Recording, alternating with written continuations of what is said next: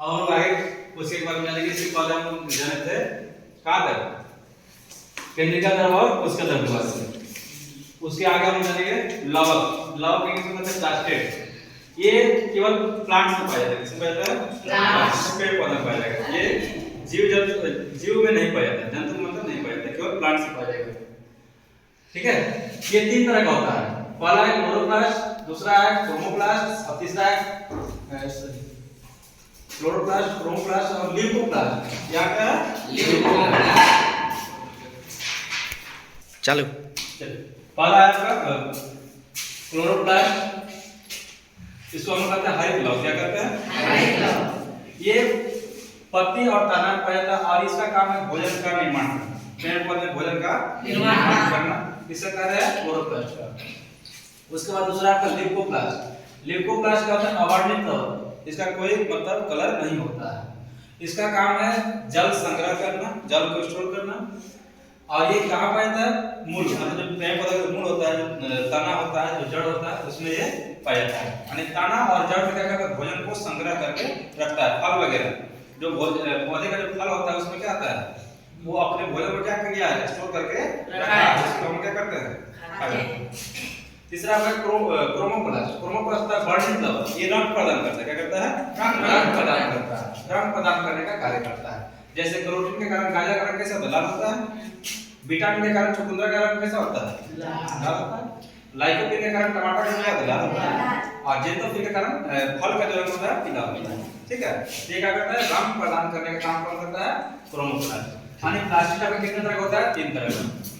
पहला क्रोमोप्लास्ट यानी हरित लवक, अवर्णित लवक और वर्णित लवक। हिंदी में इंग्लिश में कहते हैं क्रोमोप्लास्ट, क्लोरोप्लास्ट, ल्यूकोप्लास्ट और क्रोमोप्लास्ट। ठीक है, उसके बाद आपका आता है गुणसूत्र। क्या आता है? गुणसूत्र। गुणसूत्र किसमें पाया जाता है? जीन में, सॉरी न्यूक्लियस में, पता है ना? न्यूक्लियस। ये केंद्रक में पाया जाता है। केंद्रक में तीन तरह का, तीन डीएनए पाया जाता है, आरएनए पाया जाता है और जीन पाया जाता है। किसमें? गुणसूत्र में। क्या क्या पाया जाता है गुणसूत्र में? DNA, RNA, gene. DNA, RNA और जीन। मानव में 23 जोड़ा गुणसूत्र पाया जाता है। कितने जोड़ा? 23 जोड़ा। ऐसे संख्या बोलेंगे तो 46। कितना? 46। मेल और फीमेल में 44 और 44 मतलब 22 जोड़ा क्या होता है? सेम होता है। 22 जोड़ा क्या होता है? सेम। दो गुणसूत्र क्या होता है? अलग होता है। मेल में क्या होगा? 44 सेम रहेगा और दो अलग रहेगा, एक x रहेगा और एक y रहेगा। और फीमेल में 44 सेम रहेगा, दो x और x ही रहेगा।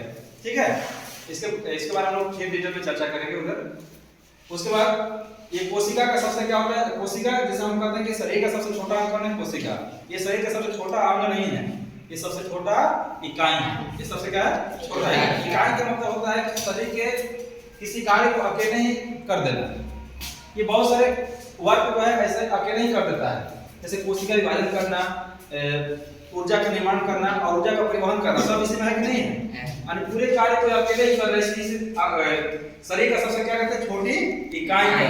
ठीक है, उसके बाद आपका सेल दो तरह का होता है, एक एनिमल सेल होता है और एक प्लांट सेल होता है। यानी जंतु सेल, जंतु कोशिका और पादप कोशिका। जंतु कोशिका और पादप कोशिका।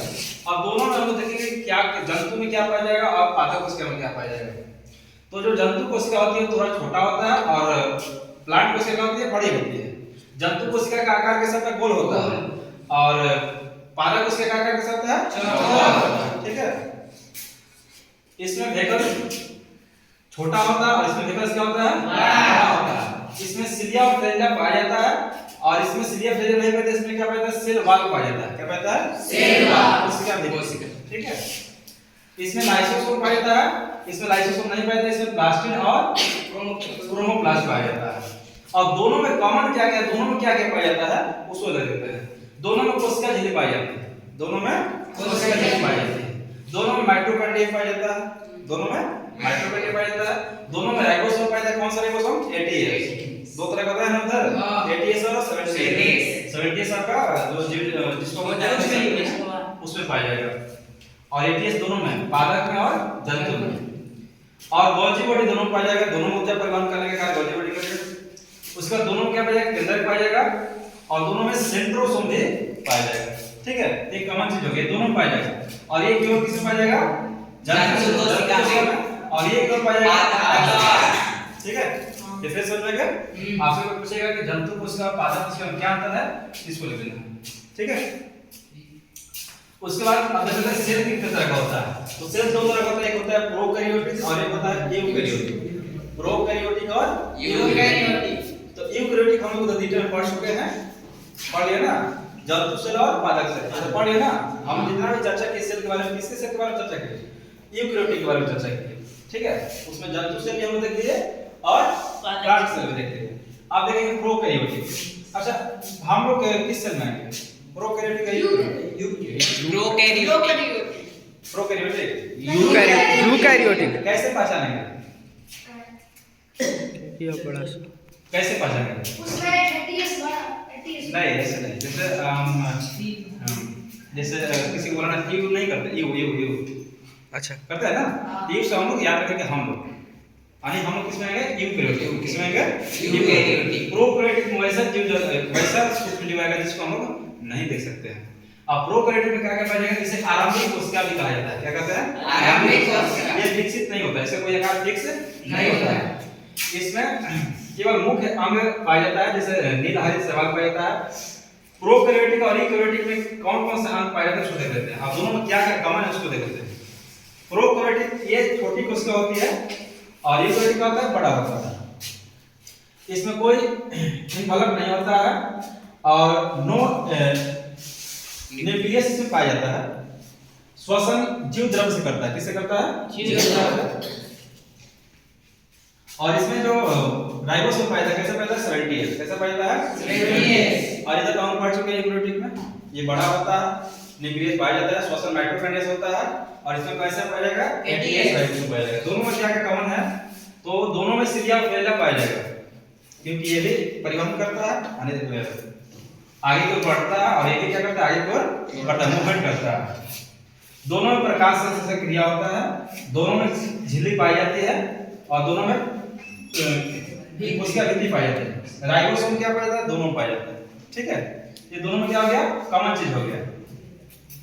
दोनों में आपका माइटोकॉन्ड्रिया पाया जाएगा, गोल्गी बॉडी पाया जाएगा और सेंट्रोसोम और लाइसोसोम से पाया जाएगा। समझ गया? चलिए पहले यहां से कीजिए करते हैं। लावा कितने तरह का, क्लोरोप्लास्ट मानव कितने जोड़ा गुणसूत्र, 23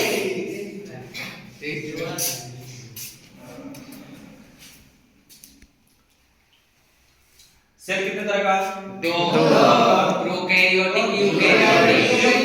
यूकैरियोटिक में आपका दो आ जाएगा, एनिमल सेल और प्लांट सेल। और प्रोकैरियोटिक में वैसा सेल आएगा जिसको हम लोग नहीं देख सकते हैं, जैसे वायरस वगैरह हो गया, उसको नहीं देख सकते, उसमें प्रोकैरियोटिक पाया जाएगा। दोनों में यहाँ डिफरेंस हो गया, डिफरेंस हो जाएगा। यदि आपसे कहेगा कि यूकैरियोटिक और प्रोकैरियोटिक कोशिका में क्या अंतर है, तो ये लिखेंगे। और जब आपसे कहेगा कि प्लांट सेल और एनिमल सेल में क्या डिफरेंस है, तो ये लिखेंगे, ठीक है। तो यहाँ पर आपका कोशिका से जो रिलेटेड चैप्टर है वो खत्म होता है। इसके बाद हम लोग अगले टॉपिक पर बढ़ेंगे, ठीक है।